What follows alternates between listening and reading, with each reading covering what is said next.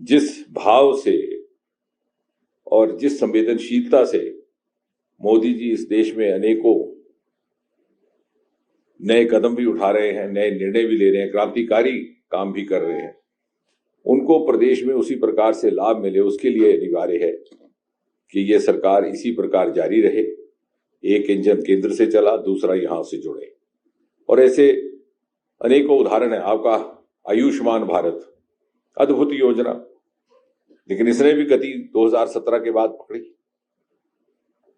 आज स्थिति यह है कि यदि आप आंकड़े देखें तो हिमाचल प्रदेश में ही लगभग 3 लाख लोगों का पंजीकरण हो चुका है, उसमें से 1 लाख मरीजों ने इसका लाभ भी ले लिया, और उसके साथ साथ डबल इंजन ने हिम केयर योजना जोड़ दी, जिसके परिणाम स्वरूप 5 लाख और पंजीकरण हुए और 4 लाख मरीजों को लाभ पहुंचा।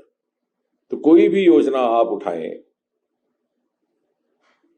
जो जिस प्रकार से बाकी देश में लागू की गई, यहां भी की गई। राजनीति से उठ करके किस तरह से समर्पण के साथ सरकार काम कर सकती है, मोदी जी ने एक नई कार्यशैली को जन्म देने का प्रयास किया है, और कोई नहीं चाहेगा आम व्यक्ति कि हम उससे अपने आप को वंचित रखें।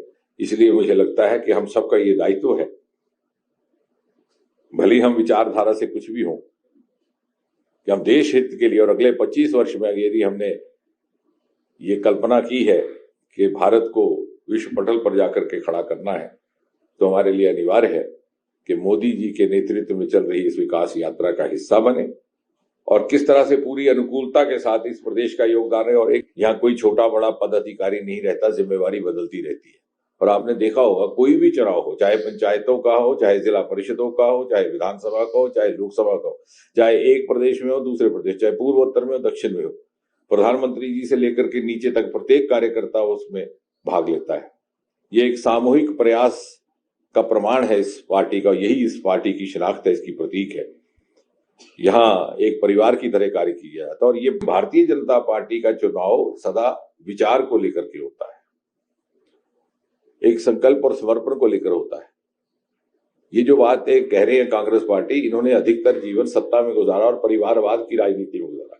हमारा कार्यकर्ता जिंदा रहा, हमारा दल जिंदा रहा, और न केवल दल जिंदा रहा बल्कि दल विकास करता रहा, क्योंकि ये संकल्प और सेवा को समर्पित पार्टी है, ना कि सत्ता को।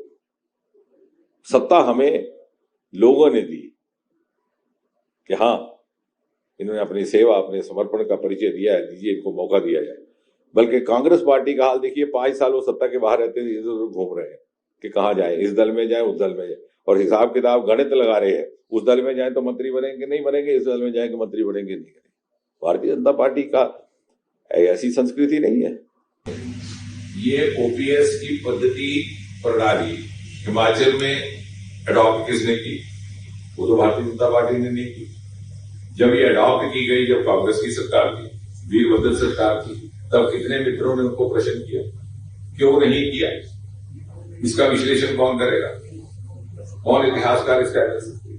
फिर उसके बाद 2013 आपकी फिर से सरकार आई कांग्रेस की। अगर इसमें इतनी तकलीफ थी तो उसको बदला क्यों? यानी अपनाया भी आपने, मजबूत भी आपने किया, नहीं बदलने का फैसला भी आपने किया, और भारतीय जनता पार्टी के गले में घंटी डाली।